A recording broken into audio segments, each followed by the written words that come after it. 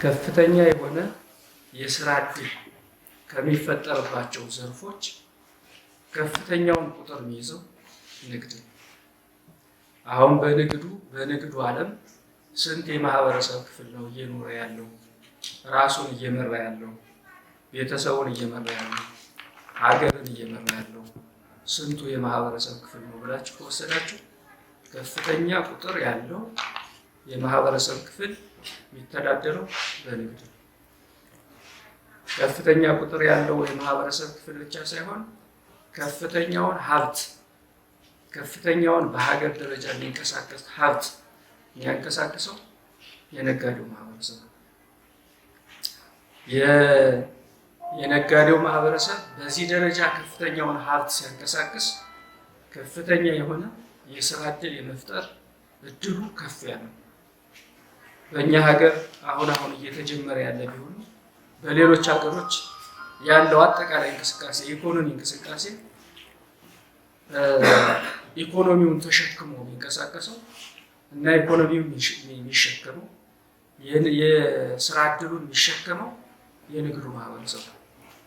ፋብሪካዎች ሲስፋፉ፣ ኢንዱስትሪዎች ሲስፋፉ፣ መሰረተ ልማቶች ሲስፋፉ፣ ሌሎች የኢንቨስትመንት ቦታዎች በሙሉ ሲስፋፉ አብዛኛውን ወጣት አብዛኛውን የማህበረሰብ ክፍል የኢኮኖሚ መሰረት ነው የሚያገለግለው ንግድ ነው። ይህ ብቻ ሳይሆን ከአንድ አካባቢ ላይ ያለ ማህበረሰብ ከሌሎች አካባቢዎች ጋር ያለው ግንኙነት የሚጠናከረው እና ግንኙነት እንዲኖር የሚያደርገው ንግድ ነው። ሰሜን ጎጃምን ከሌሎች ዞኖች ጋር የሚያገናኘው ንግድ ነው። አማራ ክልልን ከሌሎች ክልሎች ጋር የሚያገናኘው ንግድ ነው። ኢትዮጵያን ከሌሎች ሀገራት ጋር የሚያገናኘው ንግድ ነው። የኢትዮጵያ የውጭ ጉዳይ ግንኙነት ሲባል ዋናው ማጠንጠኛ ሌሎች ጉዳዮች እንዲኖሩ ንግድ ነው። ከሌሎች ዓለማት ጋር ያለን ግንኙነት መጠናከር አለበት። ቀይ ባህር ያስፈልገናል፣ ቀይ ባህር ወደዚህ መምጣት ይኖርበታል ብለን ስንነጋገር የንግድን አስፈላጊነት በደንብ ስለምንረዳ ነው። ስለዚህ ንግድ ያልሆነ ነገር ብዙ የለም። ንግድ ኢኮኖሚውን ይሸከማል። ንግድ የስራ ዕድልን ይሸከማል። ንግድ ለሀገሮች፣ ለክልሎች፣ ለህዝቦች ግንኙነት መሰረት ነው። ስለዚህ ብዙ ሚና ይጫወታል ማለት ነው ንግድ። አሁን ባለበት ሁኔታ ምን ችግር ገጥሞታል ታዲያ? እየገጠመው ያለው ችግር ምንድን ነው ንግድ ብለን ከወሰድን ደግሞ አሁን ባለበት ሁኔታ በተለይ በእኛ ክልል ንግድ እነዚህን ሚናዎች እንዲጫወት ያልተፈቀደለት ምናልባትም በከፍተኛ ደረጃ የተመታ ዘርፍ ማለት ንግድ ነው። በጸጥታ ችግሩ ምክንያት ነጋዴው ከሆነ ቦታ የሚፈልገውን ማንኛውንም የንግድ ዕቃ ወደ ፈለገው ቦታ መውሰድ አይችልም። ከፈለገው ቦታ ነፃነት ተሰምቶት ሂዶ የንግድ እንቅስቃሴ ማድረግ አይችልም።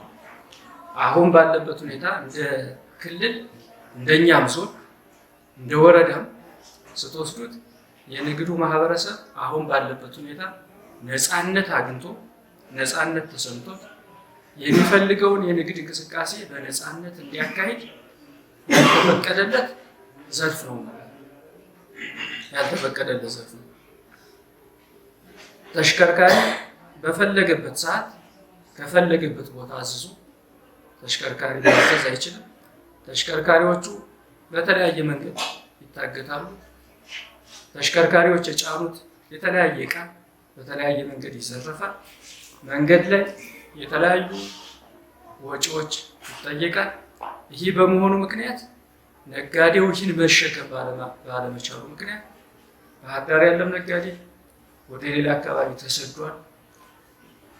ወረዳ ላይ ያሉ ነጋዴዎችም በተለያየ ችግር ውስጥ ነው ያሉ።